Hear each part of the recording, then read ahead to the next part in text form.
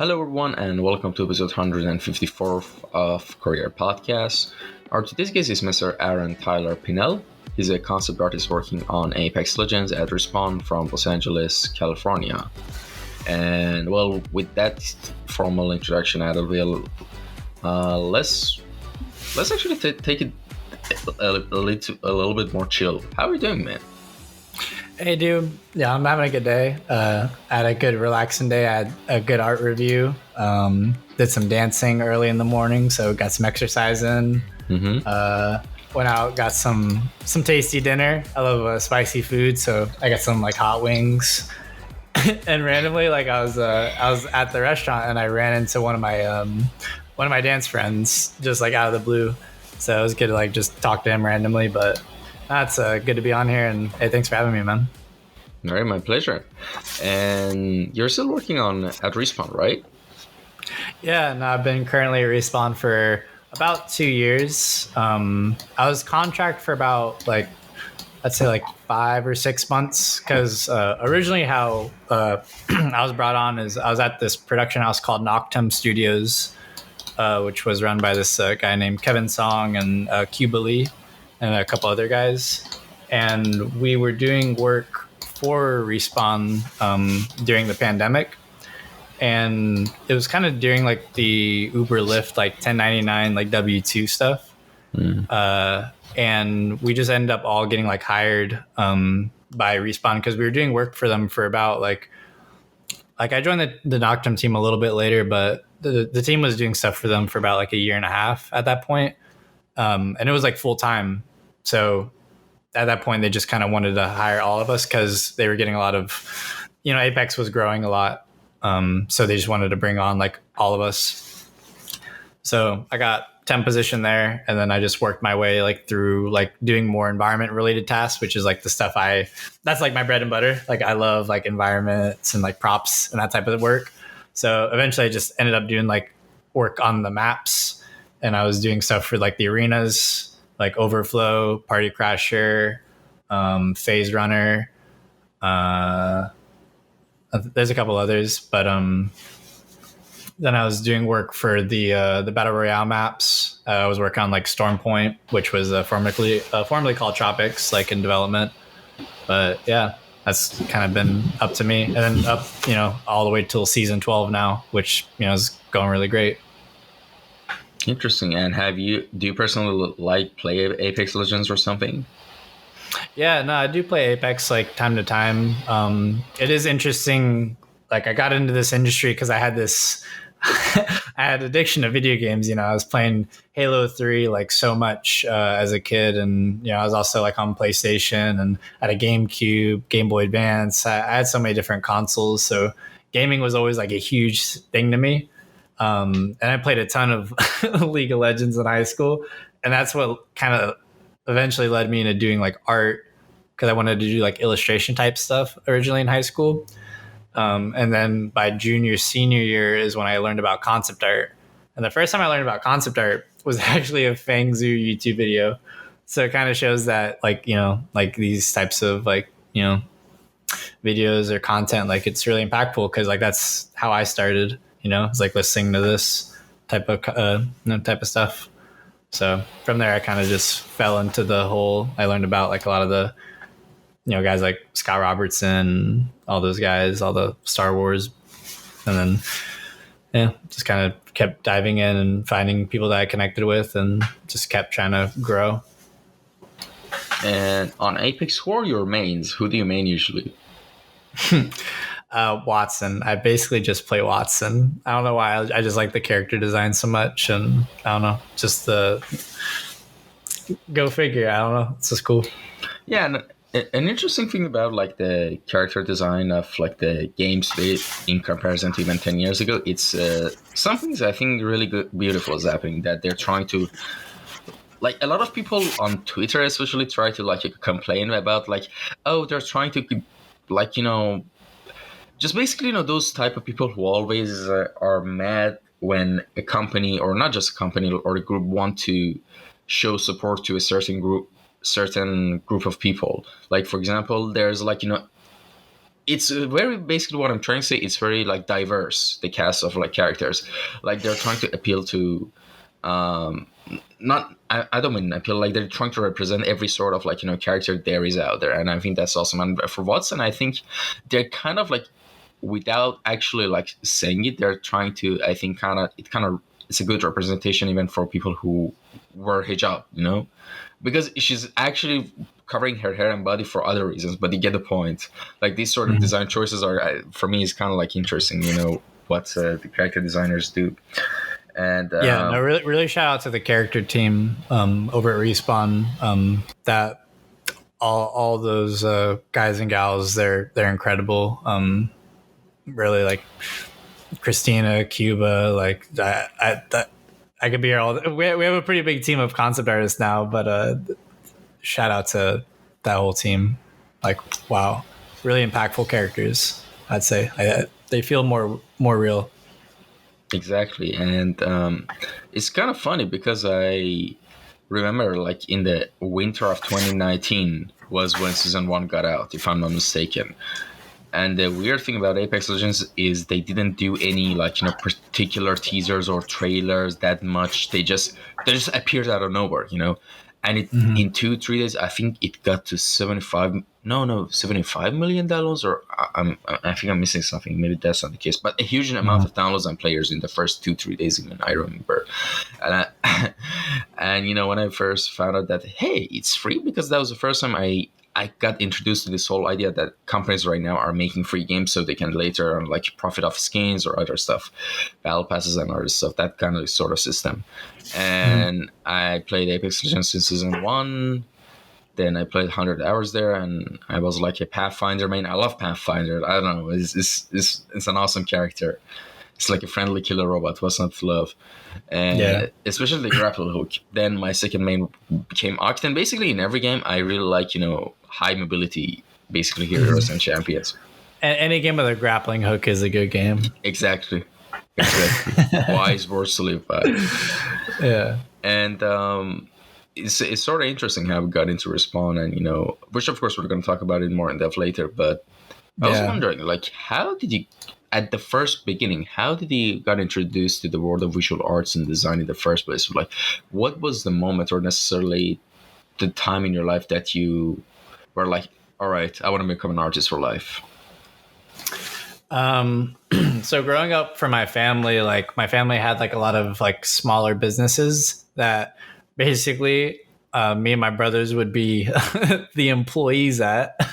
So growing up, like we used to just work like different jobs and doing different like types of like labor. My brothers definitely worked a lot harder than I had to because I'm the youngest out of all of them. So by the time I came around, like they really set a lot of the foundation, but I was still with them like at the tail end, and I still understood like a good like hard day's work and the value of it. And I guess in high school, like I was always like more like artistically driven. Like as a kid, like I loved playing with Legos. I loved like painting ceramics with my grandma. Like she would take me to like a flea market and like we would do that together. My family really fostered like a lot of the creativity within me, and really like I wouldn't be here today if it wasn't for them. Like my mom, my dad, and my grandma, particularly. Like they all like were really caring about that. And then sorry, get a little teary eyed, and it's fun. It's fine. It's fine. Yeah, it's fun. And then working for them like just gave me like the work ethic. So then from there, I'm like, in high school, I was starting to like figure out my choices. I like got more into drawing in high school because I drew as a kid, but it wasn't like focused and it wasn't trained. It wasn't with an idea of like the idea of foundations. It was just like me copying like drawings of dragons and like, occasional like anime character. Like it's that type of stuff. But it wasn't until high school that I had this art teacher named Will Farrell. And he was like the first art teacher I had that was like, just like showed me like found like fundamentals. And when I guess he gave me like that type of framework, with my background of like me just working with my family, it kind of just meshed together, right? Where like I have like the creative side of me, but then I have the work side where now it's like, okay, now I have like a path I can go down, right? So now I just run down that road and just go because like someone's like telling me to go down this road. I'm like really eager and naive to get into things I'm learning is like something that I have. So when I get into something, I get really into it. And he was like the perfect mentor to kind of like show me just the basic, like, okay, well, you want to do like just drawings and stuff. Like, here's how to like, just like, copy a reference image like one for one. It's like that level of stuff where you're just getting your feet wet, like just holding a pencil, and just like, what the heck's a kneaded eraser and stuff like that. But like I was always like, I started in those art classes like more bottom of the barrel because like I still was trying to like get that drawing and like painting understanding down because I was still really new to it. So I was still like getting my feet wet, and then a couple of years into it, me just like focus, like I just got better and better. And then by junior year is like when I was like, oh crap, like if I'm actually gonna choose something to do, I might as well do something where I like enjoy it more. Because like working for my family, like I loved it, but like when you're spending like 8-10 hours a day, like most people I think want to spend that time doing something that they enjoy doing, right? And like I think that's like the reason why like a lot of us do it is like we just want to, like, we all know that we have to kind of work to make money, but it's just like, well, we'd rather be doing like this visual, more creative thinking type of work, or stuff related to it, just more creative type work. I think most people find that stuff more engaging, and like you don't hurt your body as much as like construction or manual labor, which I'm seeing that firsthand. So you see how that affects people. Yeah. Or my friends like have those types of jobs like back home, so it's like it's real. Yeah, and the thing is, a lot of us get into, and because of that, a lot of us will get into jobs like front end development or graphic design for the hope of like making money and also being in a creative job. But then in the end, we realize that it's kind of soulless. We don't really like that, and we actually drop out and try to learn the fundamentals of art, then get into a lot of the fields that are now available. Of course, I'm like, it's been turning into like a trend in a podcast that it seems like that I'm kind of shitting on like graphic designers and graphic design in general, because every time I say like it's not that creative, it is. But yeah, I'm just saying this from my own perspective, because I actually got into, my first initial thought when I wanted to get into art was because, all right, I like to do something creative and just visually, because for some reason becoming an actual artist was never an option in my mind, because of course my surroundings, my upbringings with the society I lived in. Yeah. And so I was like, no, graphic design, this guy designed this logo for $50, and $50 where I live is a lot of money. Actually, it's not like in US that is kind of like cheap. Actually, logo commission prices for $50 is even now. And yeah, I mean that's the way me and a lot of people got into art. And about something you said earlier about Feng Zhu, it's kind of interesting. It would be really one of the highlights of the podcast, the history of the podcast, if I could have him on the podcast as well, because at least 50% of the people who came on this podcast were inspired by Feng Zhu to actually start becoming an artist. So crazy. Yeah, no, the I guess the influence of that YouTube channel, can't be misunderstood. That and Scott, like he also had like a lot of YouTube videos when I was in high school that were like really like impactful. Because like originally I wanted to move to LA. I moved to LA like when I graduated like a little bit after I graduated high school, like a month or two after. But I moved there with the idea of going to art center originally, but then I ended up just doing like trade schools because it was just so expensive. And when Scott was just like, throwing out that content on books and stuff, like how to draw and how to render stuff, is just like, damn, like that's if you got the willpower to go through it yourself, like that can take you a bit of time. It takes you. I mean, it takes you. I don't mean it by time. I mean it can just take you far. I mean, so many of that stuff definitely Yeah, I definitely. mean, all that Viscom stuff I use every day at work, so it's just like it's so applicable, and anything that's truly applicable at work is it's hard to beat. Yeah, and especially like another artist I kind of want to give a shout out to is modern day James Douglas, and I recently been like watching and like learning from his videos, like when he teaches his perspective and a lot of other stuff, like basically constructing and perspective, all that. And his reference was is also Scott Robertson's books, which are Mm. all great resources for anyone to check out. And sorry, you wanted to say something? No, you're all good. No, And I yeah, thought you no, wanted to add something. Sorry. oh yeah, no, yeah, no. I've seen a couple of those videos. Yeah, no, they're awesome, really well made. I met him like once before. I think when he was out in LA teaching. No, he seemed really down to earth, cool guy. All right. He also jams. He jams on bass guitar. I think it's cool. I'm not sure. It, yeah, I know he plays some instrument. Oh, that was like really cool. He does like a lot of other stuff. I like when artists branch out. It's interesting. Yeah, not just artists in general. People like a lot of even the personal artists. I think in not just art, in most fields, the ones that are like multidisciplinary. Like for example, you're an artist, but you also do like heavy, like for example, let's say MMA, or I don't know, you're a marathon runner, or you do something. You're professional at something else other than art. So it's kind Mhm. of refreshing to see personalities like that from time to time. And Yeah. you yourself are a dancer as well, which we're going to talk a little bit later, more in depth. Um, Yeah. There's a lot of people on the team at Respawn that are like that. Like people are just like into different things, and they always kind of bring that expertise back into work, or that perspective, which is like it's always like cool to see, like how almost that stuff influences their work. And I'm like still kind of early into like how I'm branching into like how it's merging, but that's like the cool part. I feel is like that makes like people more unique. Like having those different parts of them that only they really touch with, and then when they intertwine, it's I don't know. I feel like that's the magic, right? Like that's like the stuff that I don't know feels more impactful, or there's not a word for it. It just people just connect with it more.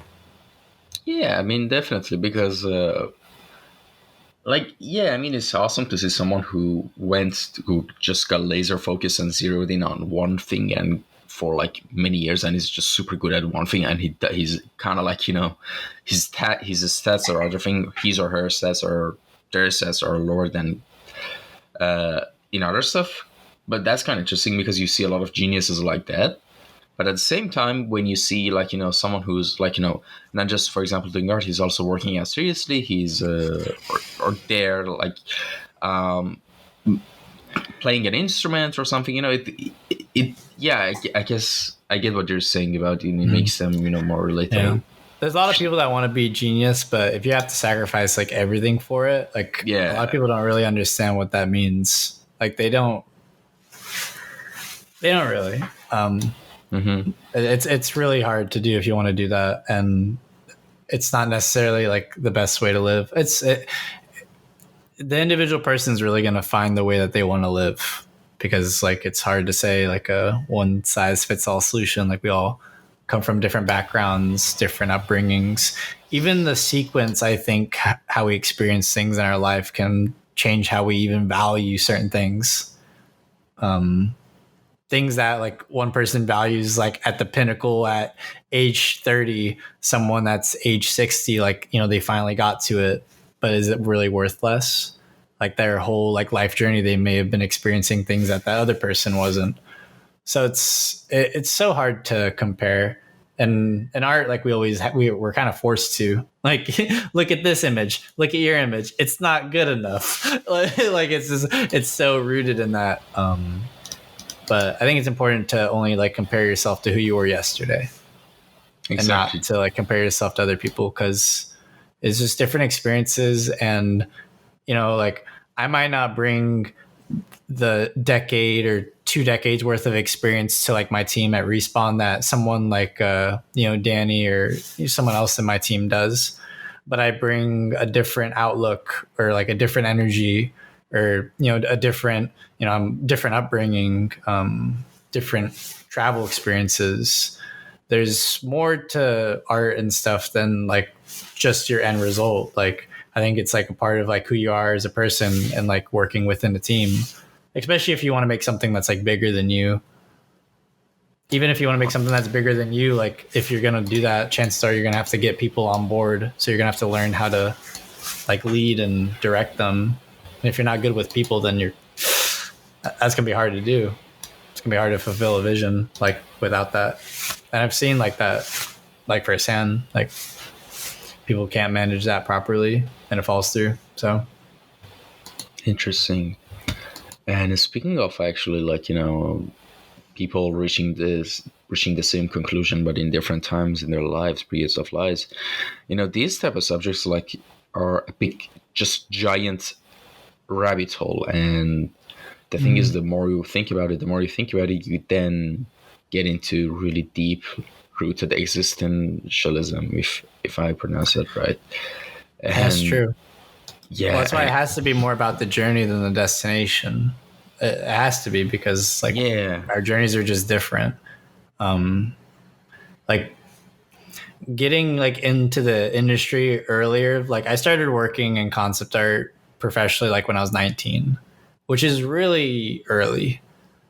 And like there's pros to it, but there's cons as well. Like there's balancing acts. There's things that, maybe being a couple years older would have been better for me.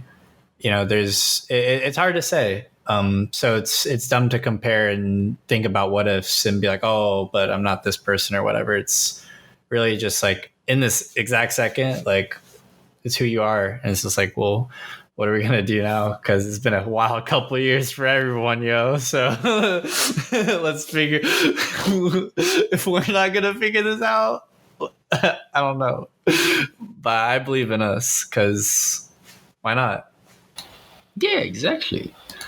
And basically the reason I mentioned that because in the past couple of weeks I've been in this like I'm actually much better. Like I wasn't depressed. I wouldn't say I was depressed. I got depressed or anything like that. Yeah, it technically kind of you're allowed to, man. Hey, man. Yeah, I know. I get sad too a lot. I wasn't feeling too well today. Like it's man. Yeah. Like it happens to all of us. There's nothing to be. The thing. Yeah. But the thing I'm trying to say, I was basically in. I'm a bit. I'm trying to process all of this, but I was in a deep state of like existentialism, like about like trying to just drive meaning out of all this, and the fact that whatever we do in the end would die regardless of like what happens, whether we live rich, we live poor. This type of stuff like really makes you think like deeply about stuff, and it could get dangerous sometimes when you don't see any meaning pass behind what you're doing. And basically was some of the best, most useful stuff I found out, which I think should be interesting to the people who are listening to the podcast. By the way, to people who are listening, I'm sorry if this is kind of turning into a little bit into gray areas and dark areas, but hey, it's life. And there was a we're gonna flip it around. Don't worry, we're gonna make it happy after this. Yeah.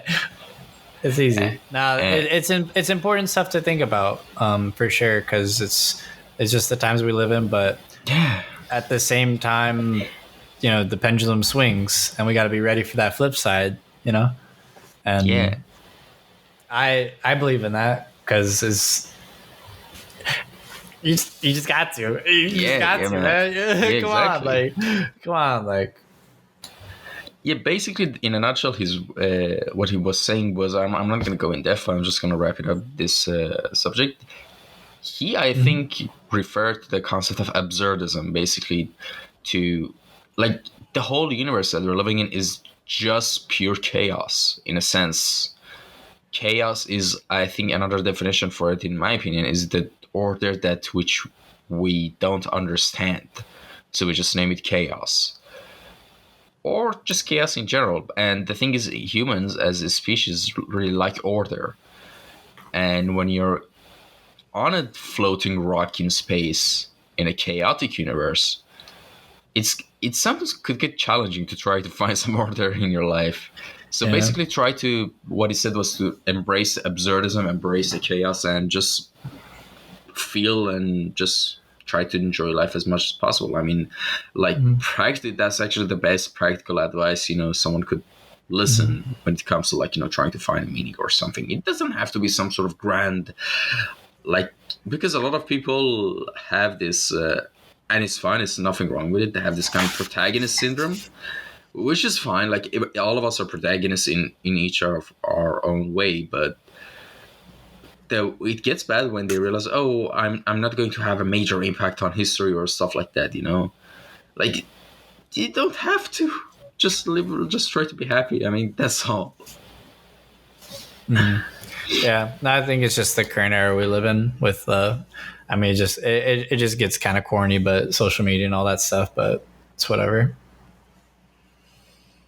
Yeah, and let's Yeah, we can switch it up, make it a little more fun, upbeat. yeah, yeah, of course, yeah. It's all good. uh That's it's important stuff to talk about, though. yeah. And all right. Now, yes, you mentioned that you became a professional. You started working professionally since you were 19. But I was wondering, of course, you're a concept artist. I already mentioned in the introduction as well. But what area are you specifically working on? And tell us also about your experience from the start of working on that field since now. Yeah, for sure. So I've been a concept artist professionally for about 5 years now. About to go on 6 pretty soon because my birthday's coming up. But no, I started kind of doing like a little bit of everything. I worked at a couple different production houses, like the first like 4.5 years of or like 4 years of me working. There's some overlap with Respawn because of like the transition period, like when we got brought in over for them. But in the beginning, like it was doing like a lot of different types of stuff. Like I was doing video game work. I was doing like different types of production, like pre-production, production, like post-production. I was doing like film work. I was doing theme park stuff. I was doing like card art. I was doing some of the first stuff I did for Apex was like doing like the banner frames and doing like, some like weapon skins. So I've done in the realm of concept art, I've probably done a little bit of everything at this point. Almost every like little type of assignment, I've probably done something where I have a painting or something in my head where a color palette where I'm like, okay, I've done something like this, and I just kind of pull from that. Like a lot of like my schooling experience was just me working, like and then from I don't know, from there, like working with the team, like I Respawn, I was able to focus a lot more on environments. And then within there, like I was working mainly on like the map team. So, working on like the battle royale and like the arena maps and like working with like the 3D guys directly and, like that team. Cause at Respawn, like we have, like our art team's actually pretty big. Like we have like concept artists that focus only on like hard surface, ones that focus only on characters, and ones that focus only on environment. And I'm like one of the, I don't know, like 5 or 6 environment guys we have. So within that, it's mainly environments and just doing like props and there's a lot of environment tasks that you don't really think about that need to get done, but like that art needs to be concepted with the same level of thought and care with everything else in that universe because it needs to fit, like for example, like like doing like a lobby for like a loading screen or something like that, or doing you get the gray block in from the level designers and then you have to turn it into a big crashed spaceship or something. You get an assignment where we have all these different types of plants that we're using from like kits, but we're trying to like also like have our own unique plant.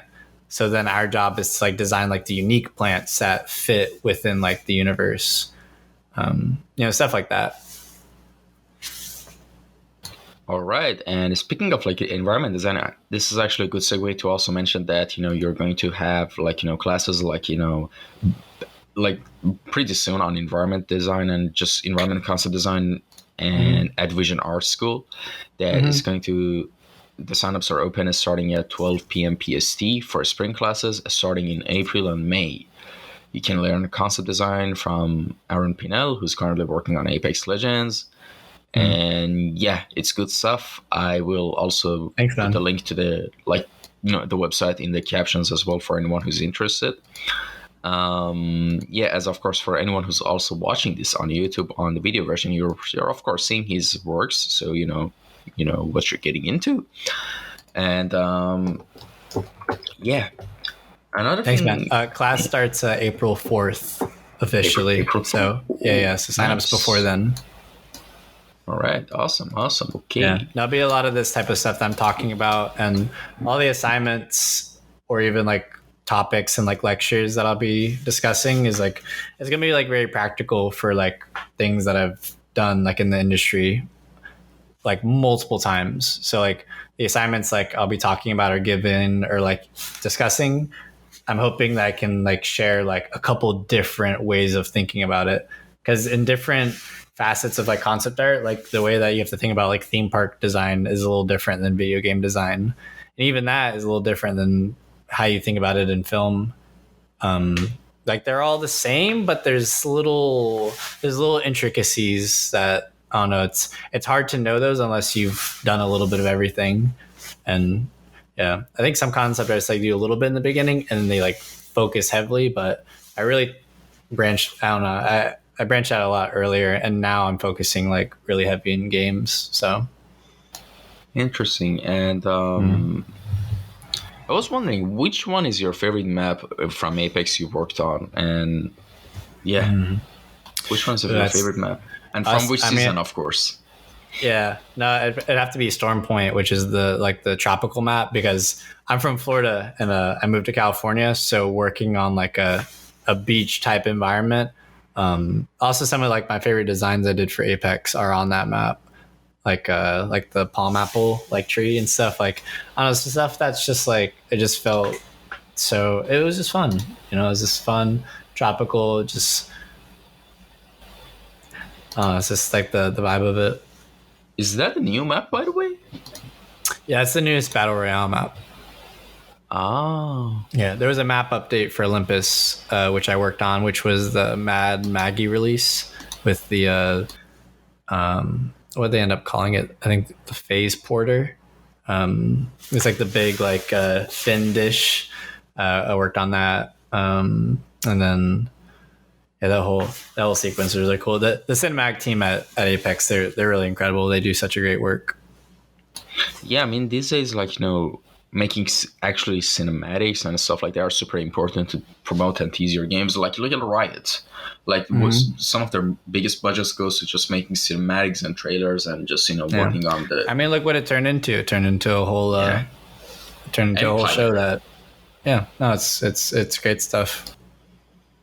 Yeah, and a lot of people all that stuff hires artists, and it creates like that new. Exactly. And a lot of people are just like about Valorant, for example. Like a lot of people are, some of the animations they make for their stories, and they don't do it that much for Valorant, which is kind of bummer.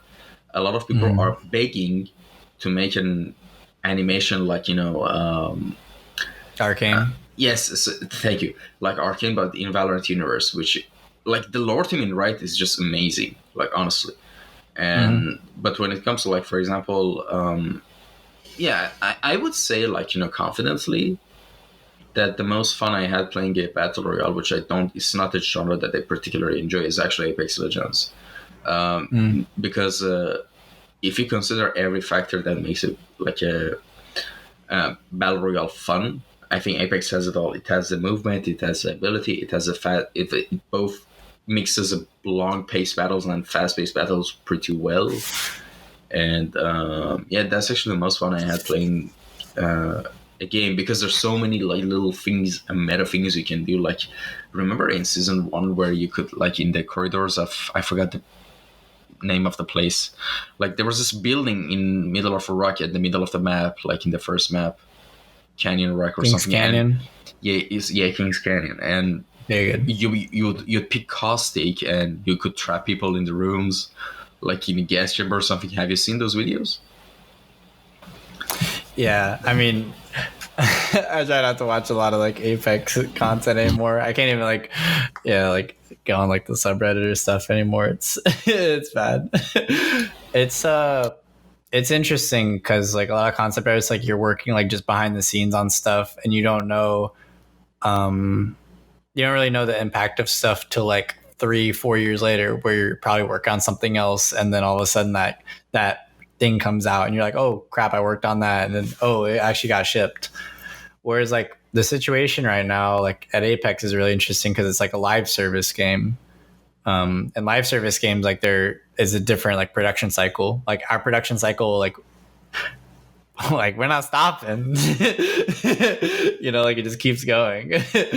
So it's cool because you just get to, at this point you see your stuff, and you, after a couple seasons of it going through, you're just like, dang, like you know, stuff I actually like draw and paint is gonna get like developed, which is like usually not the case. Usually it's really hit or miss, especially like in production house scenarios. Like even if your thing even makes it past like funding, or God, I'm surprised anything gets made these days. I don't, you know, like the fact that things are good or great, like crazy. But like the fact that anything even gets like shipped out and you can go like buy it at a store, I'm blown away by, honestly. Like that to me, like that's just that's amazing. That just shows like what we can do together as people. Yeah. And speaking of like Respawn and stuff like that, I was wondering, do you have any tips and advice for a good portfolio and resume for an artist who wants to apply to a studio, like a professional studio like Respawn? And basically tell us the story of how we got into Respawn, and just how's the journey been this whole time. Yeah, I think if you want to do a bigger studio, I think it's probably better to specialize, because usually bigger studios have bigger teams, and if they have a bigger, at least how it is at Respawn, the fact that we have a bigger team is now like, you know, there's like the hard surface team, or like the character team, or like the environment guys. So probably branching into one of those three and like going pretty hard at least to the point where your work is good enough that it's, you know, you can do professional work, you know? And then when I mean that, I don't mean it has to be like Craig Mullins, or like, you know, a guy who's spent 15 years of his life like being a professional 3D modeler and is now doing concept. Like it's hard as a student beginning to like compare to those guys, right? But you can compare your work to like where like stuff can just get made by like some 3D guys, and like it's just, you know, the ideas are good and like the volumes are clear. Like those are things that really matter. There's a lot of like extra polish and stuff that are going in like these days, but I'd say like focusing in like a main area that like what do you actually like drawing, you know, like what, like, or like what do you actually just like doing? Like if you're gonna do art professionally for 12 hours a day or 10 hours a day or whatever, you might as well do the art that you like doing. So for me, like I like I like sci-fi buildings and dirt. So that's what I draw and paint. And then I just got better at it, and then I got to the point where like I was doing some of that stuff like in production houses, but I was doing like a variety of work. And then when I was just doing like the stuff for Noctum, for Respawn, like I was doing the banner frames, which like, what is a banner frame technically? Like it's not really a prop, like it's more like an illustration if anything, right? But then I was doing like the weapon skins, and then eventually like I was able to do the environment tasks, because the environment tasks like were normally not outsourced at that time, at least at our studio. So when I actually got like inside like Respawn, and like I was able to like do other work, when I was able to do that type of stuff, like I kind of just blossomed because I was able to just do the stuff I liked more. But I did a lot of that stuff when I was like a student, or like even like the first couple of years when I was like doing production house stuff. Because I think the majority of work, like there's probably more environment work out there. There's probably the most work out there is probably environment work. I'd say character probably comes second, and then probably like the more like unique shit is like the hard surface, because usually like there's like very few of those types of props in games, and usually those are like out, like usually people like find like the really specific like hard surface guys to find the like do those jobs. Or I Respawn, like we have like Prague and Danny and like those guys. It's just like, okay. Like, those guys are awesome. But yeah, no, like my path was definitely like really weird to get like in like a traditional like AAA environment. And it's not even a traditional AAA environment because it's COVID. Like I've been remote this whole time, which I haven't liked, because I like hanging out with people and like bullshitting. And like to me, like the best part of work is like those like 5-10 minutes where you're just like sitting by the water machine, or like you're walking out like to the cars together, and you're just like, you know, you say some random joke and your friend's like, you know, it's like, it's that stuff that I live for, man. I love art and all that stuff too, but it's part of it for me. All right, interesting. And well, speaking of like, Respawn and stuff like that, I was wondering, like, not just your professional work, but your personal work as well. How does your design process usually go anytime you want to start working on a new project? Basically, what does the structure of your pipeline looks like? For personal work? Both for professional and personal work as well. Yeah, no, professional work, like, I work really closely with the team.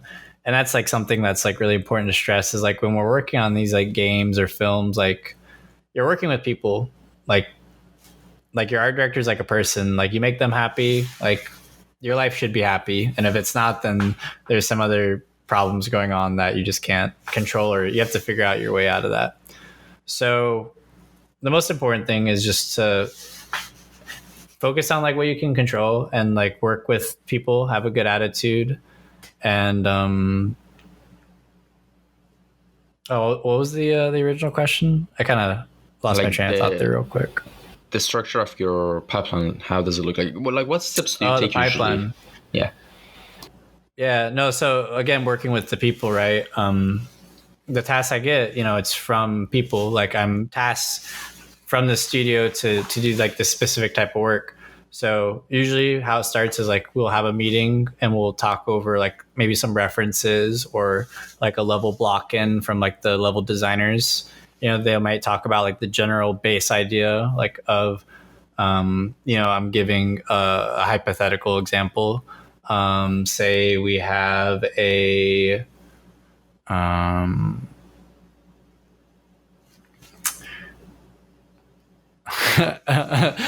got, how about we make something up? What's the landscape that you like? Wow. I like post-apocalyptic scenes that have like plants and vegetations growing all over it. Those type of stuff. All right, cool.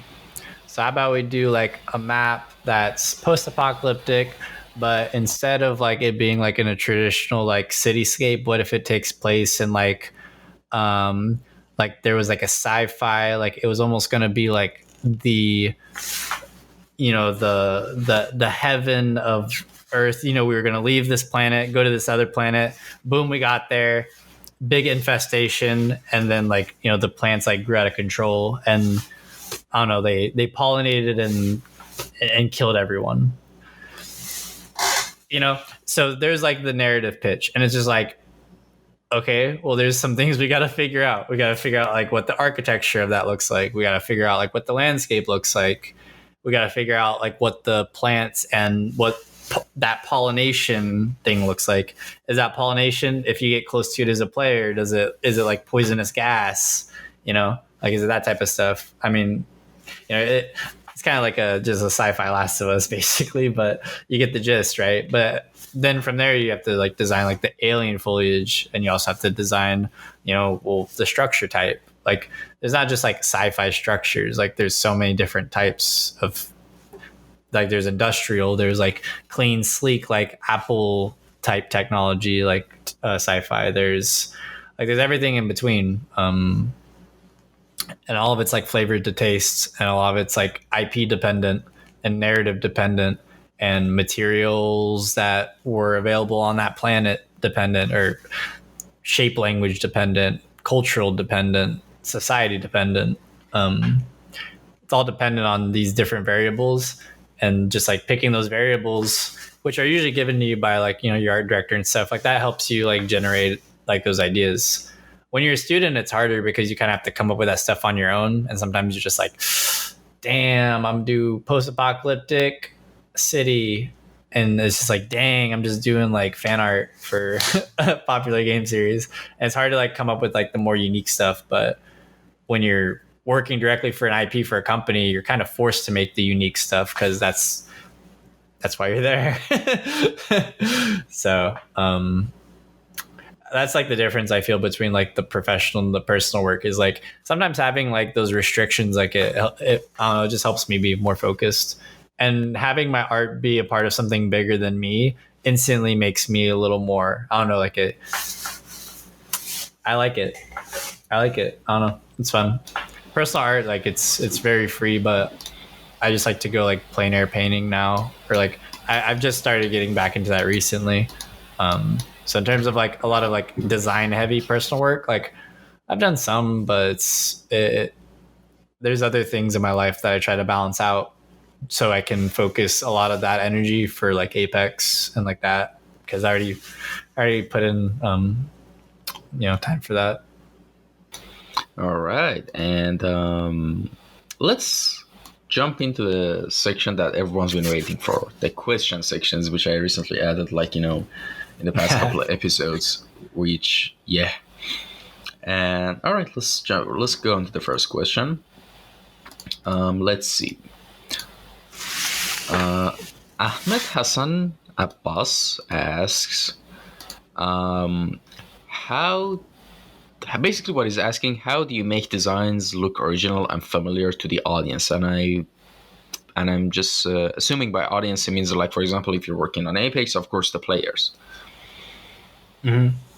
Yeah, so originality in design is really interesting. I think within that, it's stuff that, like, we have to recognize it on some level for us to deem that it's original, right? Like, if we see something truly original, like, our brain wouldn't really comprehend it, because it'd be like so alien to our senses. So what people really mean by that is like, they just want it to feel like something they've seen before, but different enough where like, oh, it's not just a ripoff of whatever. So if you can find that middle ground where it's like in that realm, but it's a different dimension. I know we're getting like really weird in like the wording of it, but like, for example, like you could say like maybe like a design that's familiar is like the palm apple from Apex, but really it's like a palm tree mixed with a pineapple mixed with birds of paradise. So I'm mixing a bunch of different tropical plants to make a brand new tropical plant, and I'm using my ideas of like shape language and proportion and concept design to give it like the art and design theory that reinforces its identity. But all the references, it's stemming from tropical plants. And if I'm designing, something that needs to fit in a tropical climate, pulling references from nature of things that grow up naturally in tropical climates, but just altering, maybe it was like crossbred in a laboratory, and this is just like the weird, like this could have been a plant, you know. Um, and there's like little factors where like specifically for that assignment, they wanted it to just feel like 20% more alien, and at that point you're just like what does that mean? A lot of times it's just like color choices or like patterns or like proportions and all that stuff's important too, but it's harping back to that originality thing where it's like they just want it to feel distinct, you know. Like just they just don't want it to be like, oh, it looks like that game. I think that's like the worst thing, right? You do all that work and all that, and it's just like, oh, it feels like that thing that's right. Like I think that's like what people really don't like. I mean, Yeah, right? definitely. Yeah, it kind of devalues it. Or like distinct, like that's why you're creating value. Because like concept designers, like it's visualizing those ideas and like it's like the impact of those ideas, and yeah, it's I don't All know, right. it's a little more than that. And well, the next question is from Saber Tahiri. He asks, basically, I'm going to translate what he asked. He asked about the curriculum and the basically educational curricular of concept art schools like FZD. He's really curious about that, and from which subjects do they start and continue on forward? Yeah, I mean, I can't really speak for FCD. Again, like I mentioned that channel because it was just the first kind of outlet that I saw like into the concept design realm. In terms of like curriculum, I think it really harps on to back to, I think you need to specialize first. For what I did, I specialized first. Like I just focused on environments, and then I got hired to kind of be like a little bit of a generalist.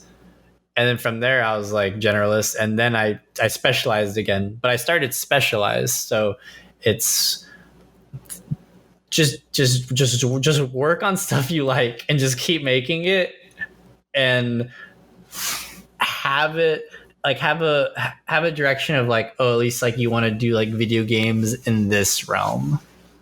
Because I always still kept that no matter what. Is like I always still had the vision of like I want to work on in entertainment design. I want to work mainly on video games, mainly on the maps. Yeah, on this team, and you got to have like the vision and the whole web of like everything first before I think you can pinpoint it. Because you might get lucky, and you might just boom, right? End up. It's most people are not going to end up in their dream studio, the first job. I think that's a more boring story to tell most people. Oh, you spent all this time on this skill, boom, then you got hired for like the biggest job ever, and then like game over. You know, again, like it's going back to the journey and just enjoying that. That's like what I'm trying to really enjoy these days, because it's really the day by day, and it's like just like the people that you work with and people you spend time with. Yeah, and the next question is from Jod Draws. He asks, what is a pipeline? Apex Concepts R&D. What is a pipeline for you before you hand off to 3D team? It's a concept question, basically. Yeah, sweet. So normally I'm working. I'll have a meeting with like the art director, my lead, one or two of the 3D guys. We'll go over like they'll kind of do like the fly around of like the level where it's like gray blocks in, and then from there like we'll pick like an angle where it shows like the most content that needs to be designed out, and then from there we're talking about we go back to narrative, we go back to what type of like look set do we want for this area. In Apex, like you have really distinct looking buildings and they need to be very separate from one another. There's also a lot of like game color coding stuff that needs to be defined. Like buildings can't be a certain type of like red because the doors in Apex are a specific red, and that red like for players lets them know that they can go through there. So there's like gameplay requirements as well that you need to like be aware of as a designer, that, you know, it's not just making the pretty image, it's combining it with the knowledge of gameplay, and combining it with the art director's vision, and combining it with like your lead artist's kind of tastes and like, you know, things that they like as well. And then you kind of throw it in a big pot of stew. And then for me, that pot of stew is me just like drawing and painting over like the 3D screenshot from in game. So I'm working over 3D, but I'm working. I basically just throw like a white opaque layer over it, and I do a draw over of just trying to figure out like the general impact shapes. Because in Apex, the volumes are more simple and iconic, because there can't be a lot of like nooks and crannies for like players to get trapped in, because Apex is a very movement heavy style game and it's very fast paced. So the design work I do has to be seen through that filter. So there's kind of through there, you'll kind of go through the back and forth, and it's like, well, we want the bottom wall to be like a perfect square, because for player locomotion, it's just better versus than having like a puzzle piece jagged where people can hide in the nook and cranny and then shoot you out. And then you're like, you know, like that gameplay matters first and foremost. So you need to have that knowledge combined with, you know, all your visual shape juice and zest, and, you know, what makes things look good and what leads the eye, rhythm, you know, the big impactful shapes, you know, all that stuff. And it's for them, it's like working, you know, as a team and going back and forth. And, you know, sometimes like it works, you know, it just works great. You know? All right. And last but not least, a previous guest of the podcast asked the question, the guest of episode 124, Kalen Chuck. He asks, why he's so good at dancing? And yes, that's actually a good question. Why? How? Yeah. So I started dancing like about 4 years ago.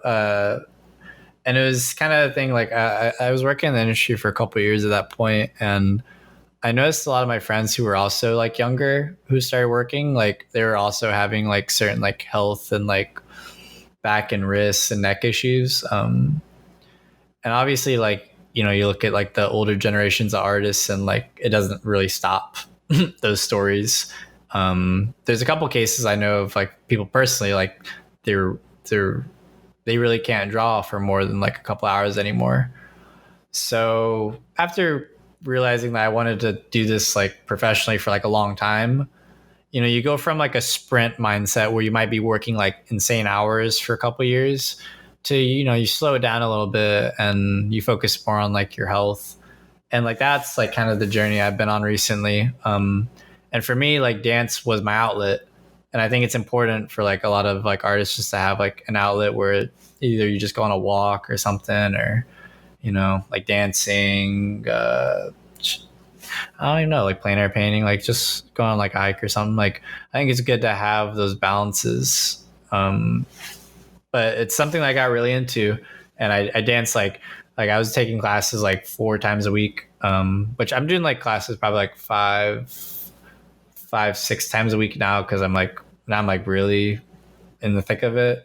But yeah, no, like I kind of like I've explored it, and I've learned like the whole pantheon of like dancers, where it's like the same as like concept artists. Like you learn all that, the group of people, and then you got to learn like this whole group of people, and you kind of get, you know, you learn where you fit in, so to speak.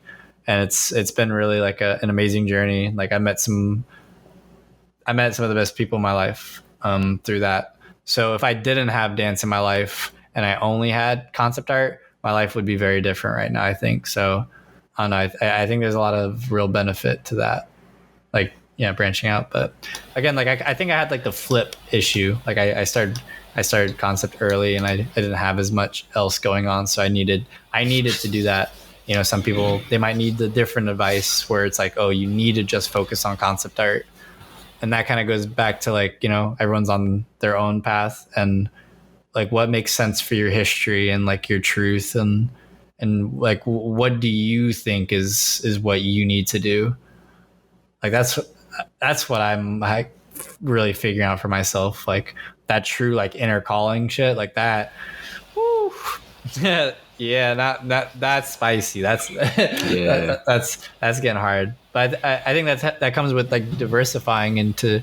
I think if you diversify and you get deep into a couple different things like that, that has to be your calling because there's no one else that is that unique combination of that many things. Or if there is, like you guys are probably going to be best fucking friends, you know, and then you just made a lifelong friend, which is great, you know. Yeah, awesome, man. Yeah, as you mentioned, I think trying to sort out that work life balance is super important, and I'm kind of Mm-hmm. happy because it's kind of been slowly. This culture has been kind of getting like actual recognition because especially in the past decade, the whole like not to necessarily mock any pages or anything like that, but there's this sort of kind of hustle culture I don't really like. There's a lot of it on LinkedIn. There's like, hustle like 20, just sleep 5 hours a day. The stock markets are going to open at 6 a.m. or something like that. You should, while you're sleeping, people are making decisions about your life. Those type of stuff.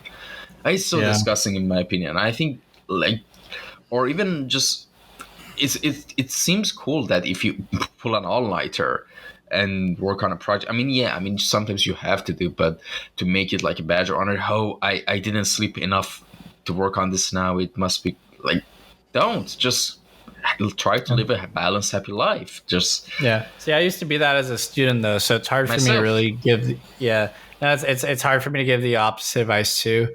I think if you're doing something creative, I think there's going to be a couple of years where you just have that. Like if we live, like even if we live till 70, which or 60, which is like that's maybe earlier than what most people will live. Like a couple of years of like that type of focus on something you love doing, like it's really not asking too much. At least to kickstart your whole life. Um, the way I think about it is like whatever hours are available to you in the day, right? Like that's each hour is like kind of a vote for like who you are. So if you got like hopefully like let's just go ahead and like be healthy. All right, we're all getting 8 hours of sleep, so 16 hours. Let's not apologies to all the parents out there because that's I know that's not a reality. My team's definitely suffering right now through some of that. But so say you got the 14 hours in the day, right? Or I definitely just butchered my mouth. 16 hours a day. Each one of those hours is like, well, what do you want to do? You can spend a couple hours eating. Obviously, that's important. You can spend a chunk of that time on your focus of who you are, which that should be right. Like if who you are is like this amount of hours in the day, like you should be spending that amount of hours on like who you are. At least that's how I like think about it. Like me, like now it's like every day I dance. Like it's not like there's like a day that I just don't dance. Like there's at least like minimum I'm dancing like 15 minutes a day, and that's definitely like a gross underestimation. And of course, when it comes to art, like I'm working Monday through Friday, so I'm kind of doing that already.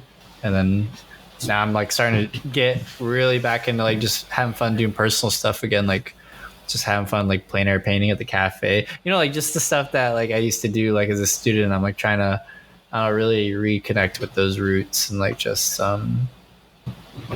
let's fucking enjoy this shit, yo. Yeah. Like goddamn. It's been a rough couple of years. Let's just go fucking paint some. This watercolor is gonna be the death to me, man. Watercolor is gonna kill me. I'm gonna have a heart attack. That's how I'm gonna die. Not figuring out these watercolors. Yeah, it's pretty hard medium in art. Watercolor is super like technical, and it's a fun challenge. Yeah, and here's the thing: you said something really, really interesting. You said every hour is a vote to the fact that the kind of person we want to be. And that's actually such an interesting way to look at it, because that's so true. And just another thing I need to also quickly brush on is that everyone at some point in their life will understand some subjects.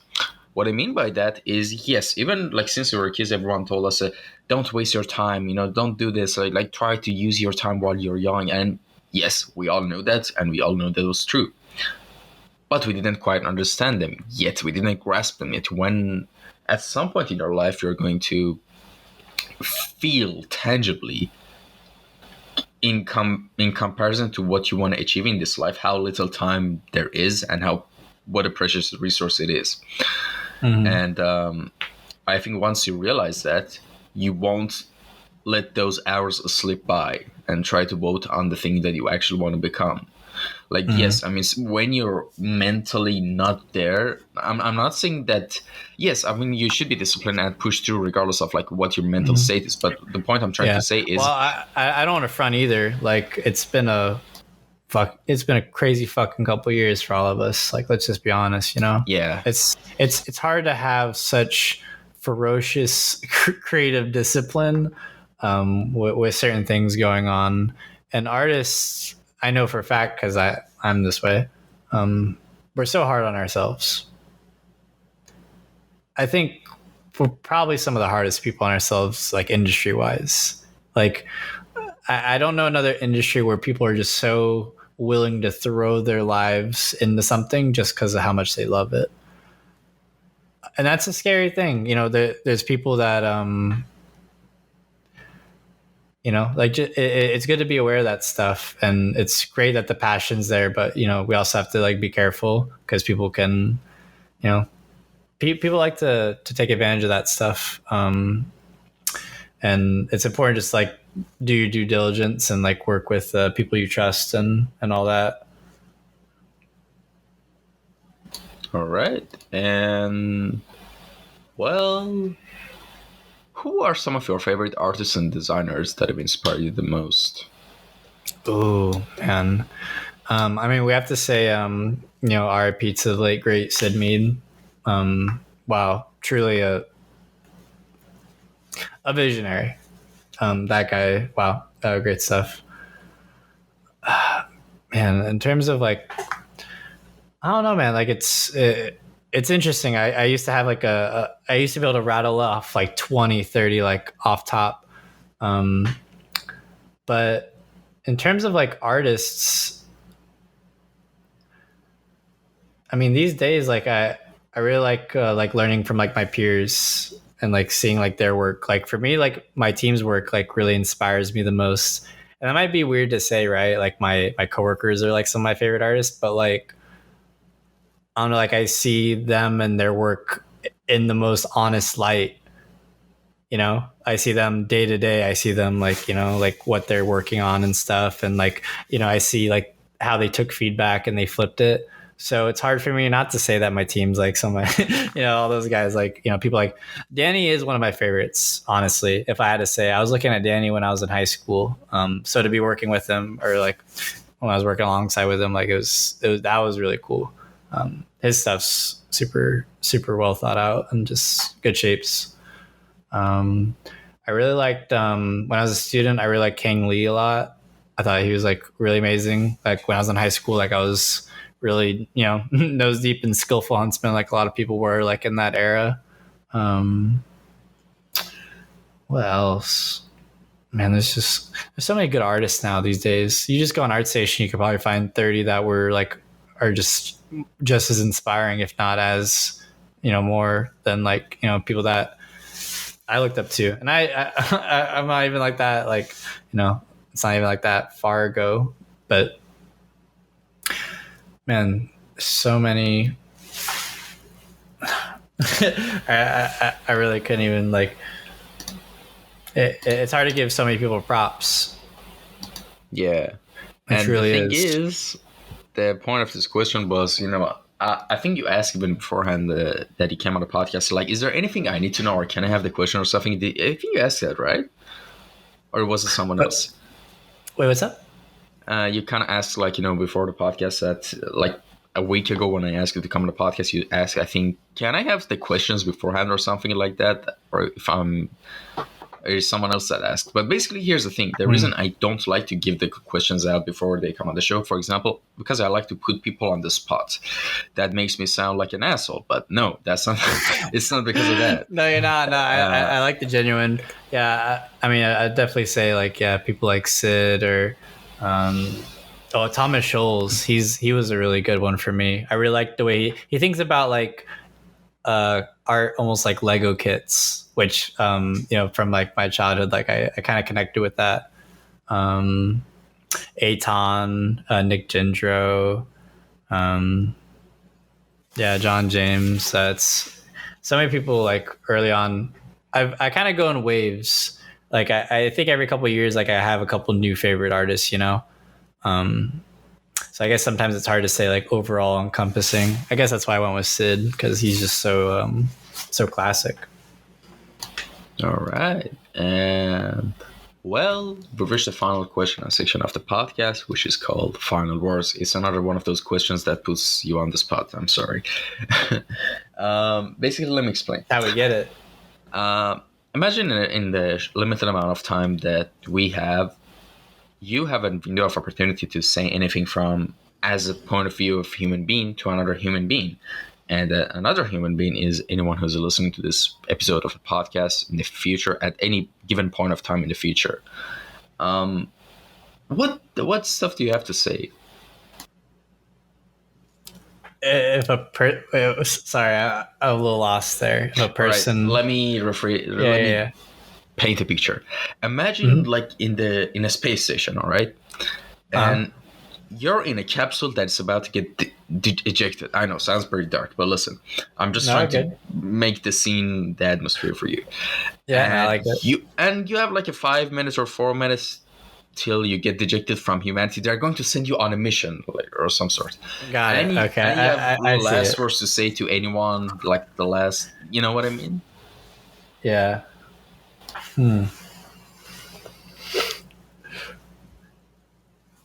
Hey, I know these questions. Yeah, give me just a 5 second. No worries.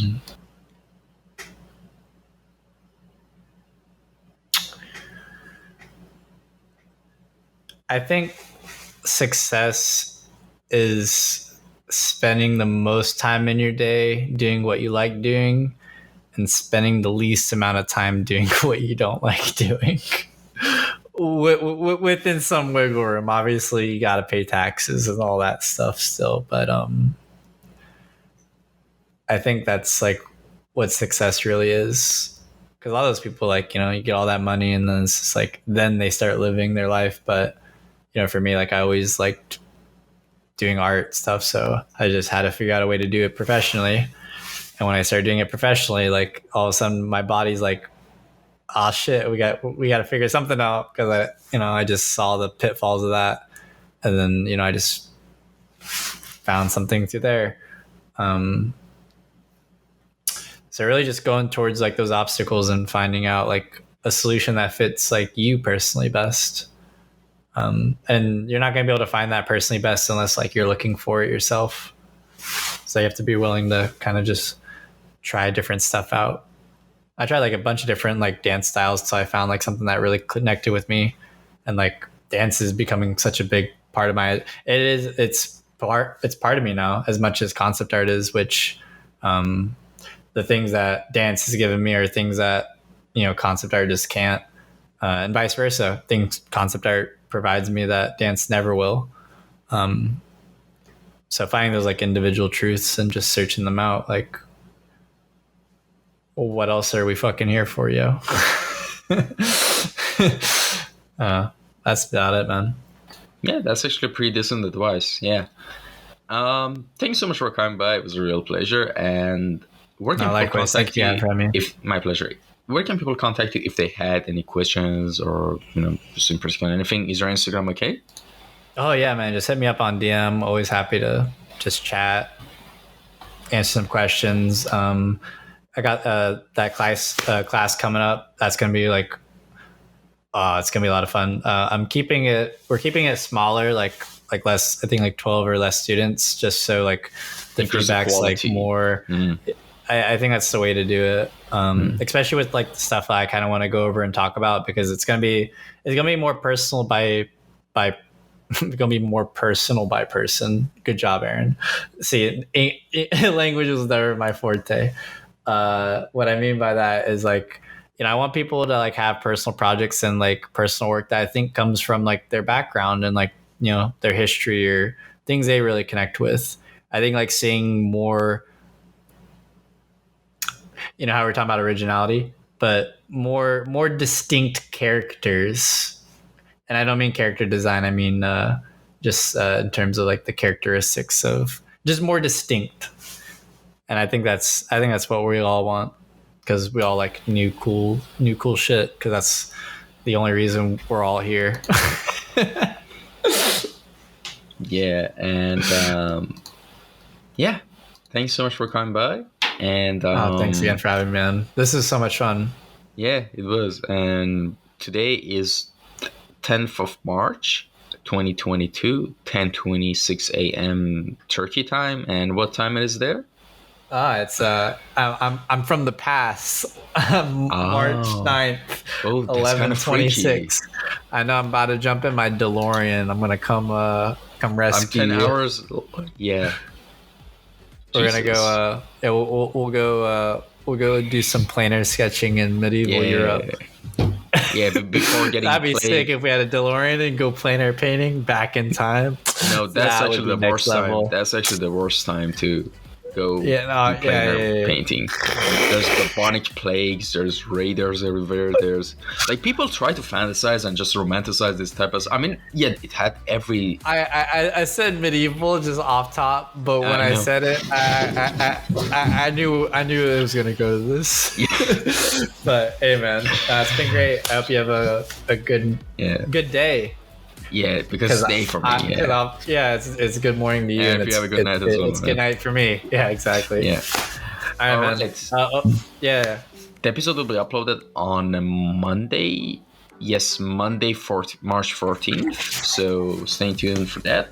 And also, thanks everyone. Have a nice day. Bye.